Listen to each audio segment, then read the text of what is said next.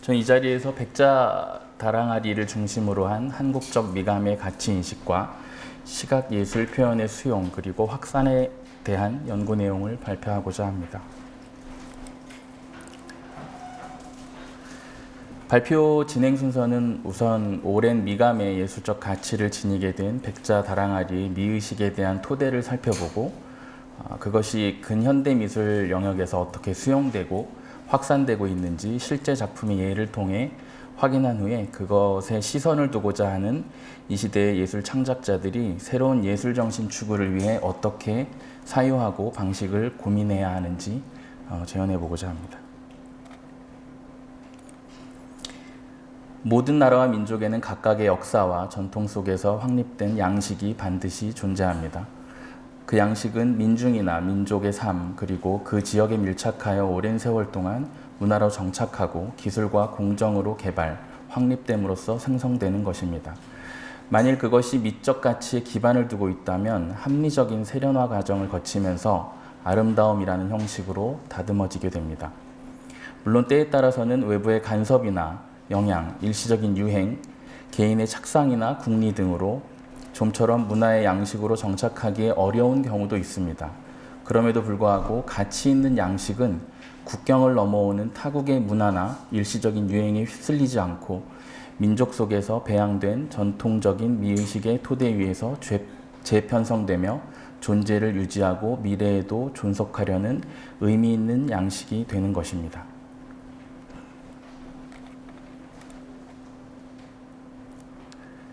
세계화가 일상화된 오늘에도 우리 전통 문화와 그 표상인 문화유산의 양식들은 다양한 방식으로 동시대 미술가들의 작품 세계에 영향을 주고 있습니다. 그러한 작품들에 대해 다양한 의미를 찾고 가치를 인식하는 것은 전통 문화의 소중함을 새롭게 자각하려는 노력에서 머물지 않고 현대의 시각 예술 표현의 영역 속에서 살아 움직이게 됩니다. 그것은 전통 문화와 현대 문화, 문화유산과 미술작품 간의 연속성을 복원하고 환기시키는 의미 있는 과정인 것입니다. 전통에 기반한 갖가지 예술품 혹은 문예, 음악, 건축 등은 고유의 민족성, 나아가 현대 문명을 살아가는 인간성을 유지하기 위해 중요한 요소임이 분명하며 앞으로 그 중요성은 더욱 커질 것입니다. 특히 우리 문화와 맥락을 같이 하는 다양한 양식은 예술 표현을 하는 창작자들에게는 영원한 작업의 화두일 수 있으며 그것은 근원적 향수 내지는 동경을 가리키는 다양한 의미의 층위에서 나타날 수 있습니다. 17세기 이후 조선은 임진왜란과 병자호란을 겪고 많은 것을 잃게 됩니다. 그동안 유학의 종주국인 중국의 가르침을 받아온 우리 사대부들은 명시대가 멸망하고 북방의 여진족이 청나라를 세우는 것을 바라보면서 중국은 이제 죽은 나라가 되었다고 판단합니다. 사대부들은 삶의 철학과 목표가 사라져 고민에 빠졌고 결국 중국이 바로 우리다, 조선이 중국이다 라는 철학을 도출합니다. 중국은 사라졌지만 우리 자체에 진리가 있다는 결론에 이르게 되는 것입니다. 17세기 후반에서 18세기 전반의 미술을 들여다보면 조선의 생활 풍속과 문화를 소재로 한 그림이 대거 등장합니다. 이제 우리가 추구해야 할 것이 우리 내부에 있다는 사실을 확인하는 경향입니다. 또한 춘향전, 흥부가와 같은 소설, 판소리, 민화, 목기, 옹기문화 등이 이 시기에 등장했습니다. 이것이 오늘날 한국적이라고 하는 것의 대부분입니다.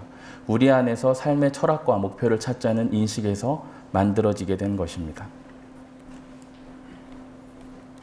당시 주변국의 도자 문화를 살펴보면 중국은 18세기에 들어서면서 백자 위에 에나멜로 3채, 5채, 7채를 한 채색자기를 만들기 시작했고 그 영향은 일본의 큐슈 지역을 중심으로 시작된 도자 문화에까지 이어져 유럽으로 수출됩니다. 독일 마이센 등을 통해 유럽 전역으로 퍼지게 되는 것입니다. 당시 조선은 어디에 삶의 목표를 두어야 하는가 고민하기 시작했고 외부를 바라보지 않고 내부에 모든 관심을 집중합니다. 그 시기에 등장한 것이 가장 조선적인 특징으로 간결한 선을 지닌 풍만한 순백자의 항아리였습니다.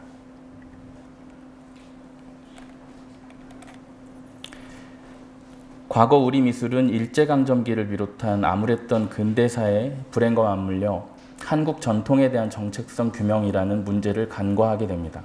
전통과의 급격한 단절과 일본을 통한 간접적 수용, 그 이후 서양 조형어법의 수용 과정에서 단편적이고 무분별한 답습과 이식 등을 겪기도 했습니다.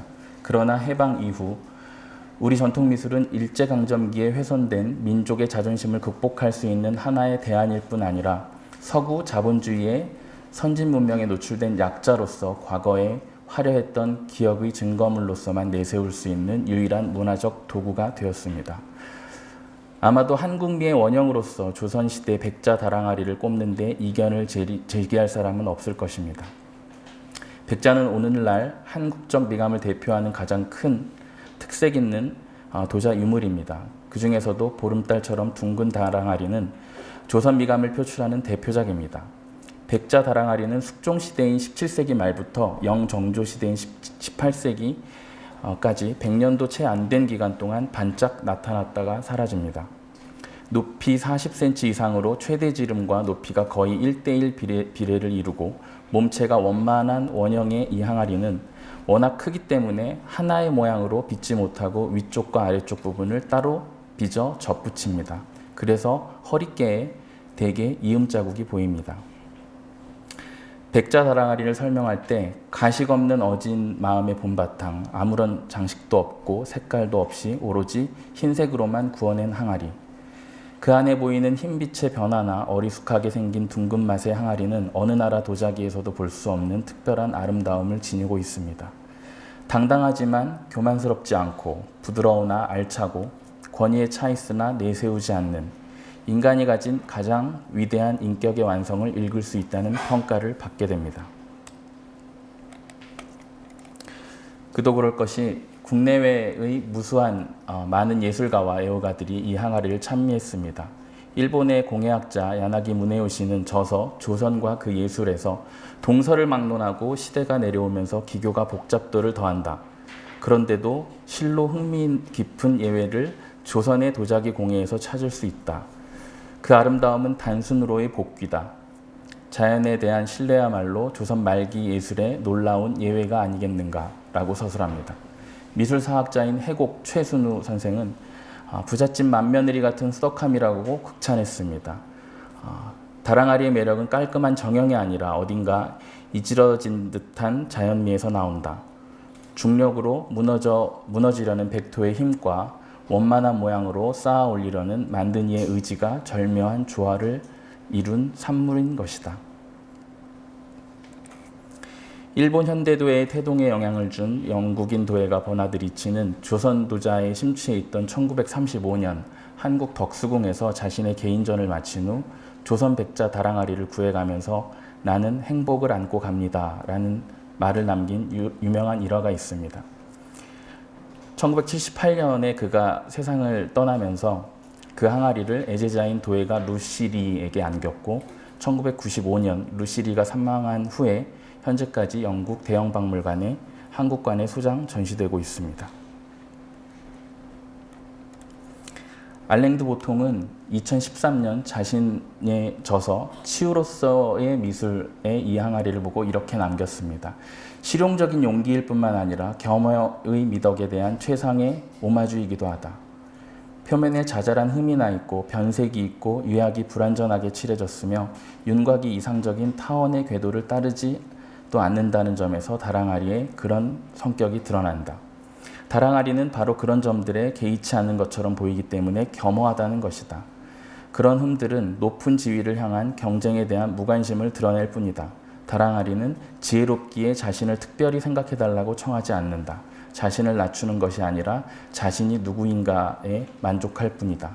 종종 거만해지거나 세속적 지위에 목매는 사람들에게 그리고 사교 모임에서 다른 사람들이 알아주는 것에 안달난 사람들에게 이 항아리를 보는 것은 격려가 될 뿐 아니라 가슴 뭉클한 감동을 줄지도 모른다. 겸허의 이상을 확실히 봄으로써 자신들이 그런 상태에서 얼마나 멀리 떨어져 있는지를 명백히 깨닫게 하기 때문이다. 일본 나라 지역에 있는 사찰 도다이지에는 17개소의 사원이 있는데 그중 하나가 관음원입니다. 이 사찰에 제6대 주지는 카미츠카사 카이온이라는 스님이었는데 사람들은 이 스님을 항아리 법사라고 부르곤 했습니다. 스님이 자신의 정원에 항아리를 가득 모아놨기 때문입니다. 항아리들 가운데 스님이 가장 아낀 것이 있었는데 바로 조선시대 중기에 만들어진 백자 다랑아리였습니다. 이 항아리는 항상 관음원 응접실에서 가장 중요한 곳에 놓여 있었습니다. 항아리 뒤쪽에는 한 폭의 족자가 늘 걸려 있었고 거기에 유래가 있습니다. 소설의 신이라 불리는 시가 나오야는 일본을 대표하는 문학자로 카이온 스님은 그를 예술가로서 가슴 깊이 경애하고 있었습니다. 제2차 세계대전이 끝난 후에 극심한 식량 부족에 빠졌고 이로 인해 시가 나오야는 도쿄를 떠나서 잠시 나라에 머무른 적이 있었습니다. 그때 헌신적으로 돌봐준 이가 바로 카이온 스님이었습니다. 시가는 도쿄로 돌아온 후에 감사의 뜻으로 오랫동안 소중히 간직하고 있던 다랑아리를 스님에게 보냅니다. 그때부터 이 항아리는 시가의 항아리로 널리 알려지게 되었습니다. 그 시가의 항아리가 1995년 7월 4일 대낮에 절에 침입한 한 절도범에 의해 도난당합니다. 항아리를 훔쳐 도주하던 도둑은 경비원들이 쫓아 포위하자 항아리를 머리 높이에 들어 올려 땅바닥에 내동댕이 쳤습니다. 경비원들이 무참히 산산조각 난 다랑아리를 보고 있는 사이에 절도범은 유유히 사라져버립니다. 당시 셀 수 있는 파편만 해도 300조각을 넘었고 주지스님은 고고학자들의 도움을 받아 작은 가루까지 솔로 쓸어 봉투에 담았습니다. 사건 이후 항아리 파편은 오사카 동양도자미술관에 거듭된 요청에 따라 미술관에 기증이 됐고 미술관은 2년에 걸친 검토 끝에 항아리를 복원하기로 결정합니다. 복원 전문가에게 의뢰한 지 1년 만에 항아리 파편은 원래의 다랑아리 모습으로 다시 태어나게 됐고 이후 사람들에게 기적의 복원이라고 듣게 됩니다.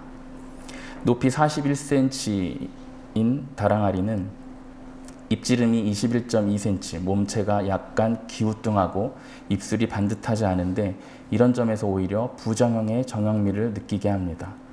미술관 측이 복원을 완성을 기념한 특별전을 열자 나라 시민들은 서로 기쁨을 나눴고 2000년에는 뉴욕 메트로폴리탄 미술관에서 전시가 됐고 도자 전문가들로부터 한국 도자의 대표작 중 하나라는 찬사를 받았습니다.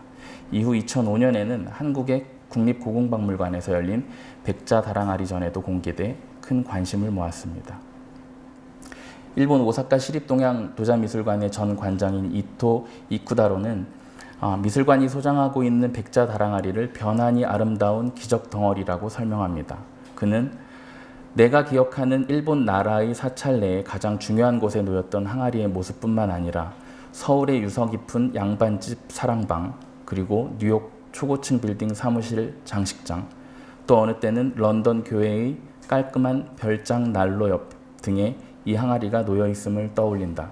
그 상상은 더욱 부풀어져 사하라 사막 오아시스의 푸른 대지, 어느 때는 남이탈리아 로코로톤도의 원추형 집들이 모인 하얀 마을의 계단, 캄보디아 앙코르와트의 울창한 나무 그늘 아래, 그 자리에 놓인 항아리는 오래전부터 그곳에 놓여 있었다는 듯한 얼굴은 한다. 아무리 상상해도 그 어떤 생경함이나 부자연스러움이 없다라고 전합니다. 백자 다랑아리는 놓여진 환경에 자연스럽게 동화되어 자신이 있어야 할 장소를 선택하지 않습니다. 그래서 변하니 자유로운 기적 덩어리와 같은 아름다운 조형물일 수 있는 것입니다. 예술가의 체험적 경험을 통해 획득한 조형 언어는 토착성을 지니는 것이 가장 일반적입니다. 그것은 반드시 전통의 계승으로 이어지는 것만이 아닌 또 다른 방식으로 지속이 가능합니다. 우리의 토착적 예술 세계는 서구 문명이나 중국 중심의 동양적 사상의 영향에서 벗어나 극복되고 고유의 예술적 안목으로 자생되고 있습니다. 이것은 문화의 주체적 수용에 대한 깨우침일 수 있으며 더불어 예술에 있어 지역성과 풍토성의 영향력이 무시하지 못할 의미 있는 특성이라는 것을 반증합니다. 이 영역의 작가들은 자신의 진실성이라는 리얼리티와 역사의 정체성이라는 리얼리티에 접붙이기를 위해 분투하고 있으며 그 접붙이기의 결과 이 땅에 뿌리내린 예술의 정신은 결국 지속적인 생명력을 지니게 되는 것입니다. 1919년 엘리자베스 키스라는 호기심 많은 한 영국 여인이 극동의 작은 나라 조선을 방문했습니다. 그녀는 곧 일제 식민지배에서 신음하는 이 가난한 나라의 사람들과 풍습과 경관에 빠져들었고 깊은 애정으로 이를 그림과 글로 담아 화집 기행문을 남깁니다. 기행문의 글은 함께 여행한 동생 로버트슨 스콧이 기술했습니다. 화집에서는 작품 한옥 내부에 대해 이렇게 기술합니다. 비교적 여유 있는 집의 내부 풍경이다. 이 집의 가장은 사랑방이 아닌 대청에서 식사를 하고 있다. 한국에서는 남녀가 같은 식탁에서 식사를 하지 않으며 부인이 식사를 날라다 준다. 남자들이 기거하는 사랑방은 대문 가까이에 있다. 여자들이 기거하는 안채는 보이지 않는다. 가난한 사람의 집은 길가에 붙어 있을 수도 있으나 대부분의 집은 마당이 있고 부유한 집은 안채 앞마당까지 해서 마당이 둘이다. 한국 사람들은 방 안에서는 신발을 벗는다. 방바닥은 노랑 장판지로 덮여 있는데 항상 반짝반짝 닦아놓고 있다. 사랑방 나무기둥에는 집의 연기가 자욱한 것은 즐거운 일이다 라고 써 있는데 이것은 부엌에서 나는 연기를 가리킨다. 이 작품을 꼼꼼히 보시면 대청마루 찬장 위에 35cm 정도 되는 다랑아리가 보입니다. 작품 주막에는 맛있는 음식 냄새가 솔솔 밖으로 새어나온다. 주막은 추운 겨울날 먼 거리를 걸어가거나 무거운 짐을 나르는 시골 사람들에게 아주 인기 있는 곳이다. 이 집을 닮은 초라한 주막이 하나 더 있는데 그 집 무늬에는 이렇게 쓰여 있다. 달을 쳐다보는데 최고로 좋은 집. 또한 키스의 화집에서는 지난 십수년간 조선의 탁월한 그림, 도자기, 조각들이 일본으로 밀반출되었다. 나는 일본이 이 귀중한 문화재를 본고장인 한국으로 반환해야 한다고 생각한다. 그게 올바른 처사이기 때문이다. 라는 글도 발견할 수 있습니다.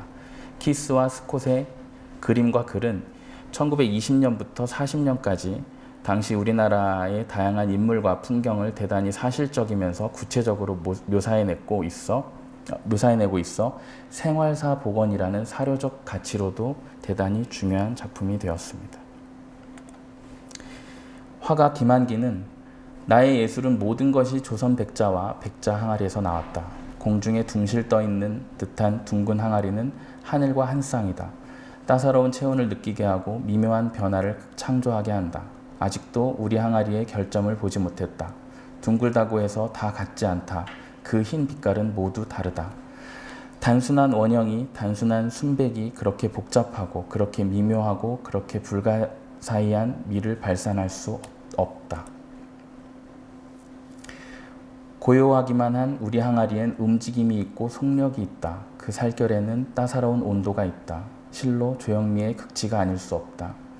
과장이 아니라 나의 미에 대한 개안은 우리 항아리에서 비롯했다고 생각한다. 둥근 항아리는 아직도 조형의 전위에 있지 않을까라는 말을 남겼습니다.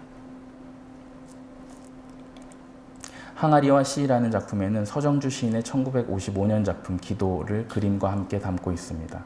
이 작품은 2달 전인 올해 3월 서울 옥션 홍콩 경매에서 40억에 낙찰됩니다. 실제로 이전까지 외면해온 백자 항아리의 미학을 새롭게 발견하고 달 항아리라는 이 멋진 이름을 유행시킨 것은 김한기와 그의 친구인 최순우 전 국립중앙박물관장의 우정어린 탐구에서 비롯되었다고 후대 사가들은 전하고 있습니다.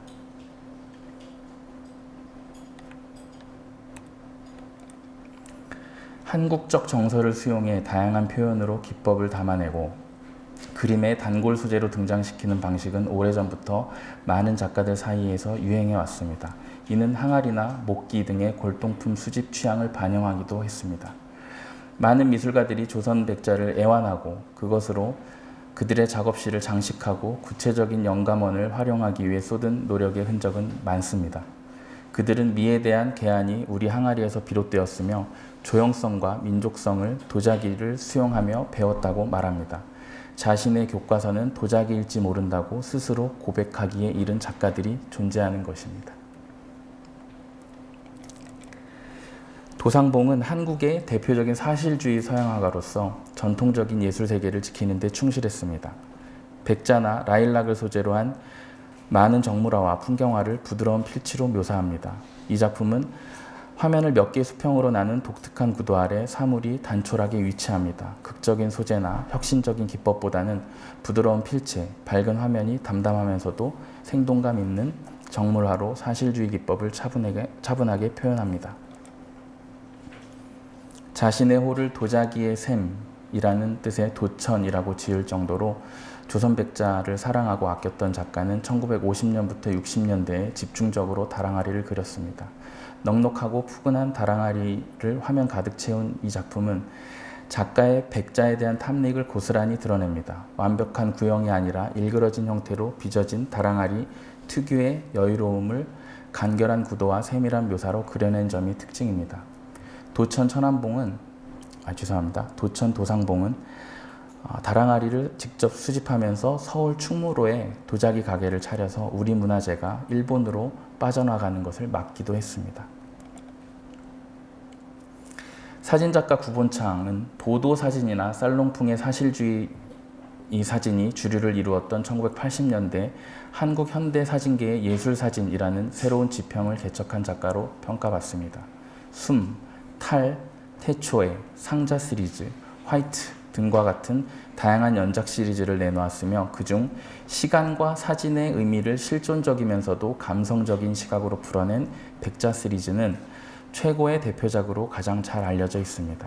작가는 1980년대 말 한국을 떠나 타국에서 생활하던 중 한 잡지에서 서양인 할머니가 큼직한 다랑아리 옆에 앉아있는 사진을 본 기억이 있습니다. 항아리에 새겨진 세월의 흔적이 할머니의 표정과 묘하게 어울려 깊은 인상을 받았습니다. 그 이후 낡은 것이라 여겼던 전통 백자를 새삼 돌아보게 됐다고 고백합니다. 구본창의 백자 시리즈는 일본 오사카 동양도자 미술관을 비롯해 동경의 일본 민예관, 프랑스의 키메 미술관, 미국 뉴욕의 메트로폴리탄 미술관 등 전 세계 주요 미술관의 백자 컬렉션을 찾아다니며 10여년에 걸쳐 촬영한 작품들입니다. 명품일수록 일찍 외국인들의 눈에 띄어 국외로 빠져나간 것을 일일이 찾아나서 사진으로 담아낸 작가의 노고도 찬탄할 만하지만 조선백자의 고귀한 기품을 탁월한 미감의 사진예술로 승화시킨 작가의 선구적 안목은 높이 평가할 만합니다. 화가 최영옥은 소박하지만 극도로 세련된 우리나라의 백자 다랑아리를 통해 절제의 미와 정신의 힘을 강조합니다. 이 작가 또한 런던 대형박물관과 뉴욕 메트로폴리탄 미술관에 놓인 다랑아리를 보고 깊은 감명을 받았습니다. 당시의 감흥을 항아리의 잠금들, 얼룩이나 흔적을 자세히 보고 있으면 거기에 빨려 들어가는 것 같았다라고 합니다. 작품의 방향을 새롭게 모색하고 있을 당시였는데 마주하고 있는 다랑아리가 나를 그리지 그래 라고 말을 걸어온 곳이라고 고백합니다.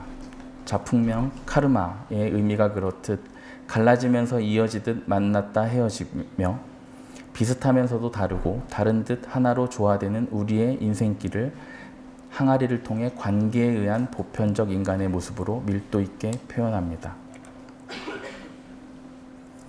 그의 작품은 미술의 기초재료인 제소와 빻은 돌가루 등을 사용해 밑작업을 한 후에 유백색 혹은 다양한 뉘앙스의 흰색 물감을 덧발라서 켜켜이 쌓으면서 얼룩, 즉 세월의 흔적을 만듭니다. 그렇게 조성된 바탕 위에 약간 도드라지게 다랑아리의 형태를 만든 다음 마지막으로 그 안에 무수한 실선을 그어 빅렬을 그려냅니다. 작가는 다랑아리를 그리는 것이 아니라 다랑아리처럼 살고 싶은 자신의 이야기를 하고 있다고 고백합니다. 작가의 심미적 취향에 따라 시각적 수사를 활용해 한국적 감성을 파고드는 예술 표현들, 변형된 확산으로 과감하게 시도되는 재현은 때로는 달의 영혼이 담겨있는 물씬으로 어느 때는 허구일지 모를 법한 파격미를 보이고 은유와 실제를 넘나들면서 대상을 바라보는 관조적 차원의 아름다움을 재현합니다. 그것은 예술 창작들에게 내면화된 정서를 구축하는 신념입니다. 그들이 제시하는 창작에 대한 새로움의 원동력은 단절되지 않은 과거, 현재, 미래가 소통하는 시간순환에 의해 확산됩니다. 그것이 새로운 예술 양식을 창조하는 이상에 이르는 방식이 되는 것입니다. 한국 극사실회화의 대표주자인 고영우는 허상과 실제의 간극을 통찰합니다. 대상의 형태를 치밀하게 관찰하고 묘사하는 차원에서 고영훈의 작품 경향은 리얼리즘과 연계되어 있습니다. 작가는 단순히 똑같이 그리는 게 목적이 아닌 본질에 다가가는 과정을 표현합니다. 그것이 무엇이냐는 질문을 던지고 알고자 하는 자세, 하나의 작품을 그리기 위해 사물을 바라보고 관찰하는 노력이 작품을 가치 있게 만든다는 의미인 것입니다. 그의 작품 항아리는 실제와 환영 사이의 충돌과 융합, 그리고 궁극적으로는 그 관계를 전도시킴으로써 실제와 환영 사이의 경계를 모호하게 만듭니다. 그 항아리는 실제의 항아리도 환영으로서의 항아리도 아닌 어떤 존재가 되는 것입니다. 주관을 극도로 배제하고 사진처럼 극명한 사실주의적 화면 구성을 추구하는 예술 양식인 하이퍼 리얼리즘의 맥락 위에 있습니다. 2007년 12월 거대한 모자이크가 1년 9개월 동안 경복궁의 얼굴이 됐습니다. 광화문 복원 현장 자리에 가림막으로 설치된 작가 강익중의 작품 광화문에 뜬 달입니다. 작가는 폭 41m, 높이 27m의 패널에 가로세로 크기 약 60cm인 나무 합판 2611개를 설치했습니다. 다랑아리 그림 1582개, 산 그림 948개, 단청 86개로 각각의 독립된 조각으로 조합해 제작한 설치 작품입니다. 강익중에게 다랑아리는 어릴 적 고향 언덕 위에 뜬 파란 하늘이자 해질녘 동네 모퉁이를 돌다가 본 분홍 하늘이다. 이리 봐도 순박하고 저리 봐도 넉넉한 다랑아리에서 작가는 너와 나, 남과 북, 나아가 세계를 잇는 연결고리를 찾아냅니다. 본래 위와 아래로 분리된 채 따로 만들어진 기물이 가마 안에서 온전히 하나가 돼 완성되는 다랑아리만의 특유한 제작 방식에서 작가는 통합과 화합의 실마리를 찾아냅니다.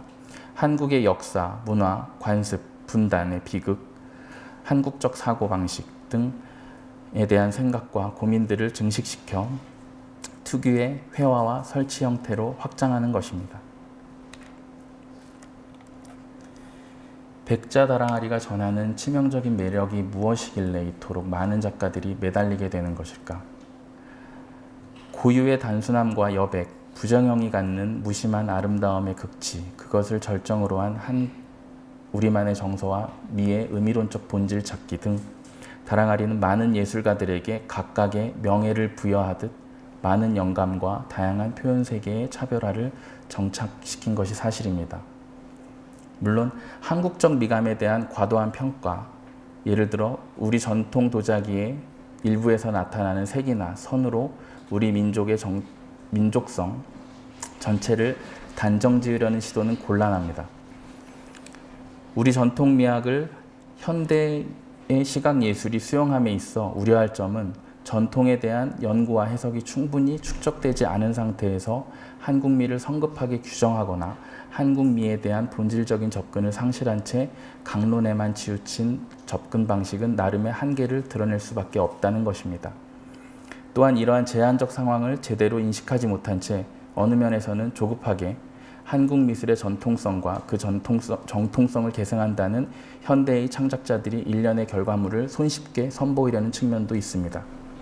특히 우리 현대도예가들의 소재주의적인 범위에서의 접근은 지나치게 전통적 기법과 해석, 취향만을 추구하고 강변하려는 창작품들이 분별 없이 등장하는 경향에서도 문제점을 확인합니다.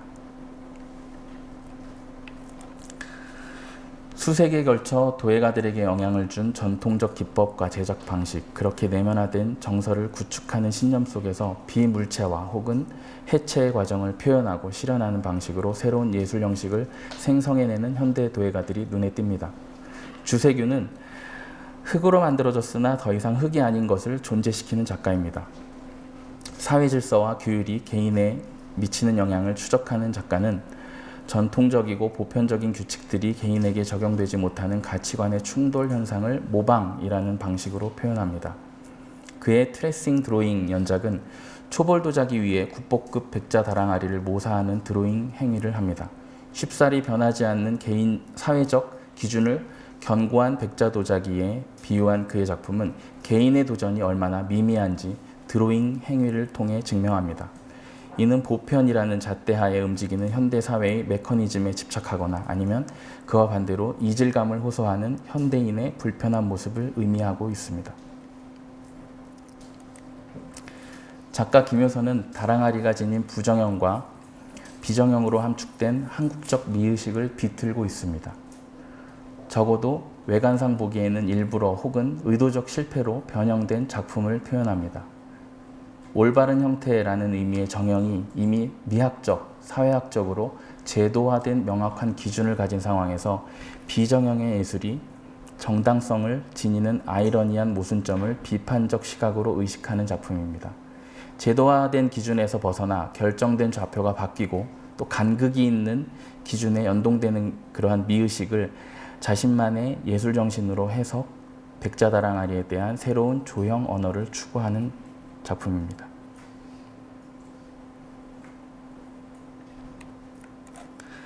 윤주동 작가는 입고 출신, 옛것으로 들어가서 새것으로 나온다를 실현하고자 다양한 실험을 시도합니다. 작가는 지금까지 있어온 아름다움 그리고 앞으로의 아름다움만을 생각한다고 밝힙니다.